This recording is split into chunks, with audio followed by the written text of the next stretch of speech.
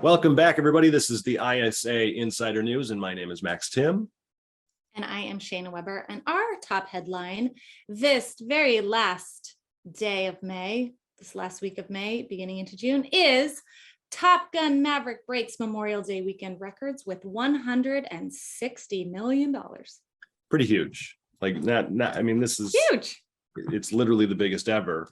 And for it to happen after this crazy 2-year pandemic where the movie industry was just, dying.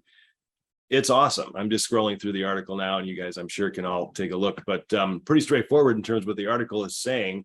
What's so cool, though, is also how huge Stranger Things was. Breaks Netflix viewership records in premiere weekend. I don't know how many of you watched Stranger Things. Stranger and I did. Shayna and I did. I mean, the funny thing is that Top Gun came out, 80s? They made it in 86. I think it came out in 87. Okay. And then Stranger Things is set in 1986. So it's all about nostalgia. It's all about nostalgia. I didn't realize that the years were matching. Mm-hmm. And nostalgia sells, man. It's such a big deal. And I don't know if there's a science behind it. I don't know if there's a psychology behind it, but we love going back. And the 80s especially, like, it's funny how few people have a nostalgia for the 70s. Do they? Right. Maybe they do. Well, I think our generation has the 80s thing because that was like literally our entire childhood. Yeah. All the way up to being a teenager for me. 77. 7. Okay, yeah. 79 here. So yeah, we grew up. Oh my God, older than you. People. 2 years is nothing. But yeah, for sure, our generation is that, 40-year-old generation now, where most of us have families and children, aside from me. And so we're bringing kids into our past. But I don't remember my parents ever trying to convince me to find the 60s cool. Like, there wasn't, I don't know, maybe there was. Oh, man. Just weird. My parents would play music from the 60s and 70s, like the Mamas and the Papas and the Monkees and Beatles and stuff. And we would just be like, ah! They would like blare it in the morning to wake us up, and we'd be like, really? Ah! Okay, then my parents were different. My parents did not do that. I did watch the Monkees. I remember sitting in my high chair and watching the Monkees. Although I don't know if I actually remember I was told I was sitting in my high chair watching. But yeah, nostalgia sells, obviously. I think also there's like a perfect storm. Memorial Day weekend, people have been waiting forever for Top Gun to come back out. Totally. And then, of course, Stranger Things happens. Everybody I'm assuming, and I think I'm assuming correctly, that everyone has just been so excited to get this summer started, because it's the first summer in a couple of years where it feels like it's pretty much just open. Yeah, and I think there's that thing about comfort and familiarity. And I think that Top Gun brings you back to a time and a place that was just exciting and safe. And there was big adventure and big stakes and big spectacles. And it kind of just feels like we're going back to the way that the world used to be, which was, it feels like just like a much nicer place than it is currently. And we're longing to go back to that much nicer place. The 80s and the 90s were just, I mean, politically speaking, it wasn't simple, but it was a lot simpler than it is now. But you hit on something in terms of everybody wants to go back to something that's familiar.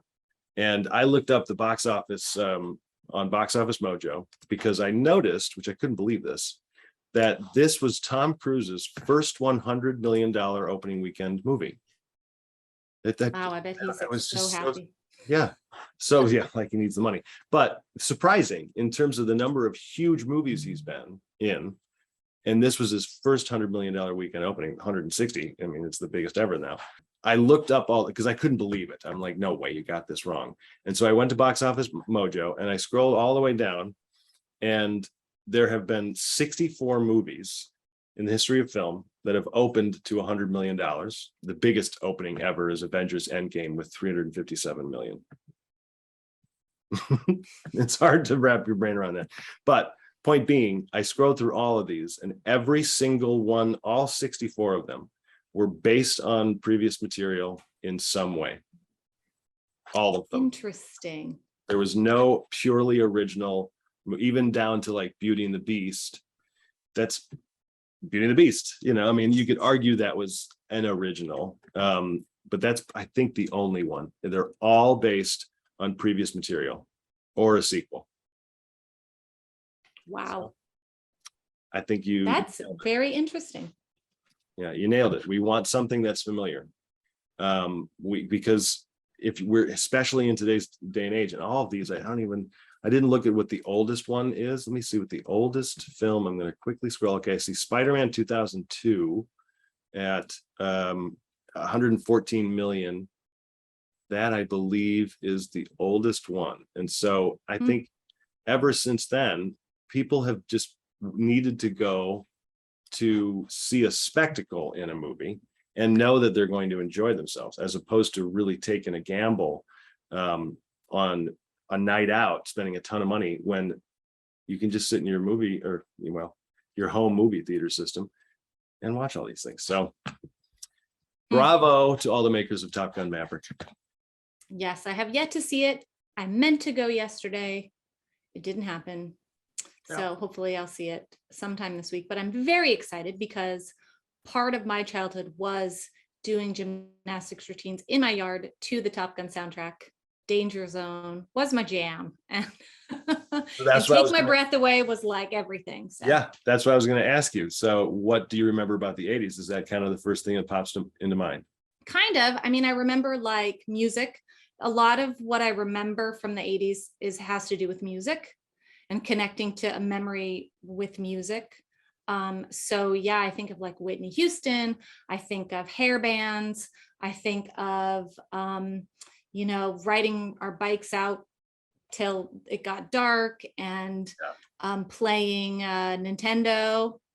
And I mean, I just remember it feeling very free from the 80s, and like My Little Ponies and just toys and bright colors. And I don't remember when, I think, didn't neon come in like the later 80s, like maybe 88, like those neon headband things and like my Big Bangs, I had some Big Bangs going on in the late 80s. I think Dirty Dancing was in the 80s. I have a ton. It was, what about you? It was really a cultural movement in a lot of ways. It was a culturally defining decade, but He-Man was the first thing that came to mind. Played a lot of He-Man. Footloose was the second thing that came to mind. There's a scene in Footloose where they're like dancing, Kevin Bacon and his friend, I can't remember the actor's name, we're kind of dancing to obviously one of the popular something songs. Penn, right? Yeah, Sean Penn's brother. Chris Penn. It was just so 80s defining.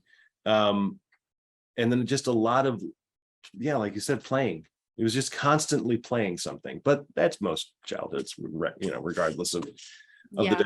But I love the 80s, and it was a perfect weekend to be then launching Stranger Things. Stranger Things had a huge weekend, and we'll get to that in terms of what we're watching. But as a little bit of an up and down segue, we'll move into this week in ISA Insider, because there is a tie here to Stranger Things, everybody. So there's an article on Creative Screenwriting Magazine, and it is 12 helpful tips on beginning a scene.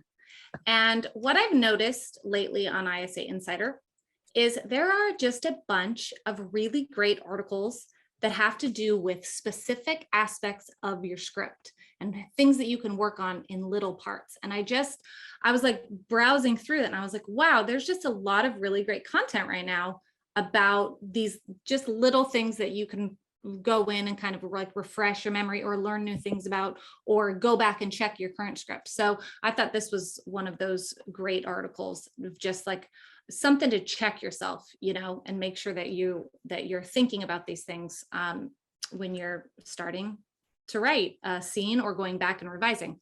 It's also for anyone who has been writing for years and they consider themselves a veteran. Just to be reminded of all this, like I read through this as, thinking kind of half writer, half consultant, and thinking, okay, what can I learn from this? Even though we all inherently know most of the things that they're talking about in this article, 12 helpful tips on beginning a scene. I would argue you could probably just get rid of beginning because a lot of these tips are just helpful tips for writing a scene. Here are the different types of scenes. Here are ways you can enhance the scene. We don't necessarily think on these levels sometimes. When we're thinking of a scene, we're thinking the scene in our story with our character, and it's specific to what I'm trying to say to the audience. Like backing up, that's one reason why film school was really helpful for me, because it was so theory based in terms of looking at the purpose of a scene and not necessarily just here's a scene from this movie, here's a scene from this TV show, because you have to do a little bit of both because it's all relative. But if you see just the meaning behind the structure of a scene, whether it's just a little snippet like they mentioned in the article, or there's a beginning, middle, and end and a reason for the scene beginning, reading an article like this, I don't know how many times we said it, Shayna and I have said this, but it's a free education, this insider news section. It really is. I didn't have this when I was coming up. Have some kind of, you know what I mean? All these articles, I didn't pay anything for it. I know you had to go and like sift through some big old book. My favorite one in the article that I constantly have to check myself on when I'm writing is number 12. It's time shift. You don't have to show a character opening the car door, inserting the key in the ignition, starting the car and driving away. Like literally get into your scene the very last moment that you possibly can. We all understand that you get in a car and you turn your car on. I've done that in scripts where I'm like, is it important? No, it's not. Just show them peeling out of the driveway or carefully backing up and like parallel, Yeah. So it's just good reminders. Totally. You don't need to detail every single movement. I also kind of looked at the time shift idea as you can bounce from one storyline to another one. And even though this particular article is referencing the details within the scene, segueing into what we're watching, or we did watch this last weekend, primarily Stranger Things. Stranger Things is such a perfect example of so many different storylines, and each of them are little stories in and of themselves, especially in this season because they're also separated. They're all doing, I think it's like 3 or 4 different storylines, maybe 5. And I noticed that obviously, like it popped in my head that we moved from a story about Elle and then to a story, the storyline for Hopper. And so much had happened with Elle, like over multiple hours, maybe even a day or two. And then we jump back to Hopper, and in my head, I'm like, oh gosh, where are we time-wise? But then I just was like, I don't care. I'm not worried about it. And I think that's what writers sometimes overthink. We as writers can just allow the audience to assume things. Just let them assume things. We don't need to spell everything out.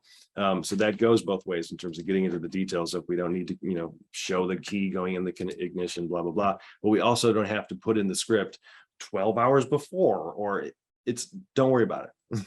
Right. Yeah, I totally agree. Should we segue into talking about Stranger Things? I think we absolutely should segue. What we've all been waiting for. Yeah. Yes, Max and I both watched Stranger Things this weekend. He watched the whole season 4. I'm only at episode 5 out of 7 because I did my best trying to get through it. I also watched Obi-Wan Kenobi on Disney Plus. I will say I loved it just because it's Stranger Things and I've fallen in love with these characters. I noticed that it was a pretty big risk to break all these characters up, to not have Will and Mike and Eleven really together for that much time at all. Will and Mike are, but then Eleven gets split off, and then Will and Mike and Jonathan. They're not with the other kids at all. Like they're completely separated from Hawkins. And I had forgotten that Will and Eleven moved all the way to California. Like they're far away gone. And it was interesting going in. I'm like, ooh, I had to get myself settled. Right. Yeah. I mean, I think that luckily they did that recap. And so I got right back into it. But so far, I mean, I'm not done yet, but I have enjoyed this season much more than I liked season 2 and season 3, Okay. from what I remember. Yeah, it just feels like, I don't know, there's a storyline, spoiler alert, about bullying. There's like a whole bullying and feeling alone and feeling isolated and feeling separated from other people. And I just thought the way that they're portraying this with a supernatural element to it is, it's beautiful. It's wonderful. It's sad, but there's so much hope. I just really love that there's hope, that it doesn't feel like it's hopeless. It feels like it's hopeful. So I'm enjoying that. Besides that, I don't really get scared by horror in this way, where it has that like 80s kind of like Freddy Krueger-y, you know, a little cheesy horror, but like still there's terrifying if you let it get into your head. So I like it because I'm not psychologically terrified, except for one thing that happened that you commented on your Twitter, that Oh my God. I have a son named Max. His name is Max. That was like, oh my God, that's disturbing. But yeah, I'm enjoying it because I'm not scared. It creeps me out, but I'm not like terrified. So yeah, it wasn't, oh my God, forget it, horrifying. yeah. The funny thing is that I noticed pretty quickly in terms of the villain storyline that they decided to go on full on horror mystery and basically Nightmare on Elm Street. Yeah. But without the obvious, you know, references. But there are some pretty obvious ones. They get lifted up to a ceiling and things happen to them. And then, of course, Robert Englund makes an appearance, the guy who Yes. played Freddy. So they were obviously calling out to that. I thought, you know what? Great. You know? I love it. Yeah. It was fun. Any negatives? The Hopper storyline felt repetitive, and I just wanted to get back to the kids after a while. I agree. I think they were holding him in there just to make sure that we stick to that. I felt like on that same side, the Winona Ryder and the other guy, their storyline, I was just kind of like, okay, it's like the comic relief zone. And I was just like, okay, I would like fast forward. I didn't, but I would have, if, you know, if like, go to the like adventure and the fun. Right. But I did love episode 4. It's titled Dear Billy. And the last 20 minutes of that episode include a song by Kate Bush that has risen again to #1 on iTunes, and all these like young millennials are thinking that Kate Bush is a new artist, which I think is hilarious. But I'm super happy because what a great song. And I just also read that Winona Ryder had been wearing Kate Bush shirts and like really like pushing for some Kate Bush music. I didn't know that. Stranger Things. Yeah, I think she talked about it at one of the premieres. So it just makes me happy that when a song is used in a way that heightens the song and heightens the story, I love it. Yeah, and I hadn't remembered that song. I heard it on the headphones. I'm like, oh, that's a pretty good song. Obviously from the 80s. It's called Running Up That Hill. I don't know if you had a chance to watch the video. I don't know what kind of filters they used in the 80s, but they all look the same. It's like this ethereal, almost always slightly pink, out of focus, something about the 80s music videos. But I agree. The Max storyline was really special, but then again, they corrected the issue with her kind of early, and then they moved on to the new and bigger issue. And then I don't think they explored Max's relationship with I can't remember the character's name, the boyfriend that she had dated. That wasn't quite explored. There's only so much you can get in. I mean, these episodes were incredibly long anyway. But nonetheless, it was a ton of fun. And well, I don't want to give away any spoilers, but they went for it in the last episode. And I do have a negative there. It's a little bit of a lesson on exposition. Yeah. You're sitting there going, oh, so this, okay. This is Explain all it to me. information. Yeah.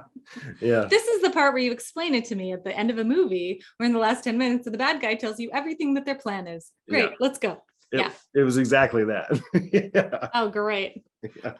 Oh yeah, I get it. Okay, so okay. I imagined that we would need some of that, but if it's very heavy-handed, It's it's like, hurry up, included- get it all out. We only have the time. They're including an interesting, cool twist. Oh, But there was a part where like I was saying out loud, like, no way. Like I was trying to figure out hold on, like there was a lot of Sure. logic in there that I'm like, all right, all right. I'm just gonna have All right, we'll discuss. Yeah. We'll discuss once I see it. I also watched Obi-Wan Kenobi. I don't necessarily think it's for kids, but I do think that you have to have liked, which is I think a rare thing, episodes 1, 2, and 3. Yeah, because it takes place what, like 5 years after? It's Sith? 10 years after Yeah. Anakin Skywalker, spoiler alert, turns into Darth Vader. If you don't know that, That's a spoiler. shame on you. Yeah. So it's 10 years after that when the Inquisitors are out searching for any last remaining Jedi, and particularly Darth Vader has sent out Inquisitors to find Obi-Wan Kenobi, obviously for revenge. And so there's like a little Princess Leia in it who's 10, and a Luke Skywalker who's 10. I think the reason people think it might be for kids, I think it's more kid than Mandalorian for sure. Yeah. But because the little girl is so little girl, she's precocious and she's just little girl, it feels like that. Okay. There was a chase scene where Leia is running away from some bad guys who were played by Flea. Flea makes a cameo, which is amazing. Yeah. And it was literally like the silliest thing I've ever seen. It felt like I was watching Power Rangers, like slow-mo run, like she was running, but she can't run very fast. So they had to like slow it down, and then she would like go and like run the other direction and run up a hill. But it was so slow.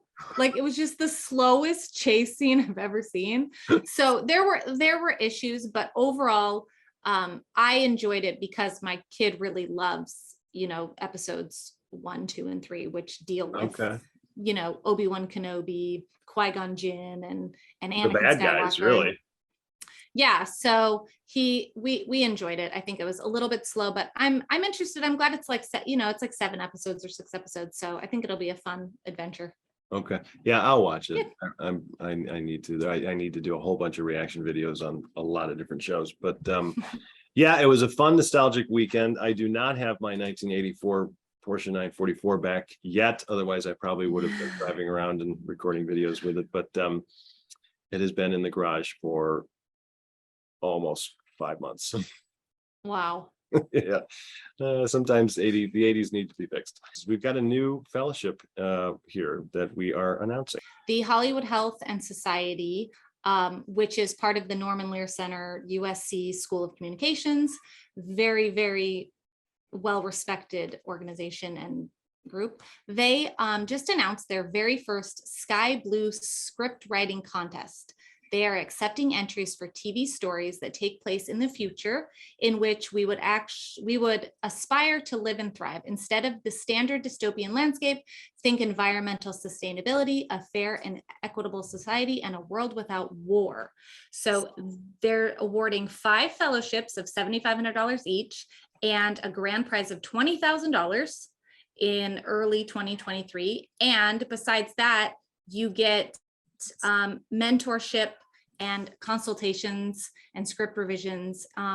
It's pretty amazing, and it's open until August 1st. So as a first time fellowship, what a great opportunity to jump in there and enter, especially if you have a project that is utopian or futuristic in a positive way. It's pretty cool. And there's such a great group of people. So yeah, 1 grand prize of 20 grand will be awarded in early 2023. I thought they're looking for TV only, by the way. For those of you who write in features, consider, flipping over to the TV world. But I thought it was kind of funny that they said focus on a world set between 2045 and 2100. And I was like, that's specific. But they know what they want. And so basically no Mad Max, everybody watching who might be submitting. Pay attention to the rules when you're submitting to fellowships, because it could just be a waste of your time and application fee if you're not following the directions of what they're asking for. But yeah, that sounds like an excellent new fellowship and contest here. Yeah. Just don't set it in 2101. Yeah, right. Well, there you go. Let's go on to good news of the week. This is a quick, fun little one that's kind of connected to our top headline again, but we have AMC to open a new LA area theater, Topanga 12, this week as market continues to reset. So I think it's just overall good news. New theaters are being opened, built. AMC is still pushing forward and making sure that people have access to seeing movies in theaters. Yeah, and thanks to Top Gun, people, were going in huge masses to the movies. So I think that's really exciting. And hopefully there's room for smaller movies, not just mega huge mega star blockbusters. But hopefully this is a shift back into getting back into the movie theaters and remembering what it feels like to sit in a movie theater.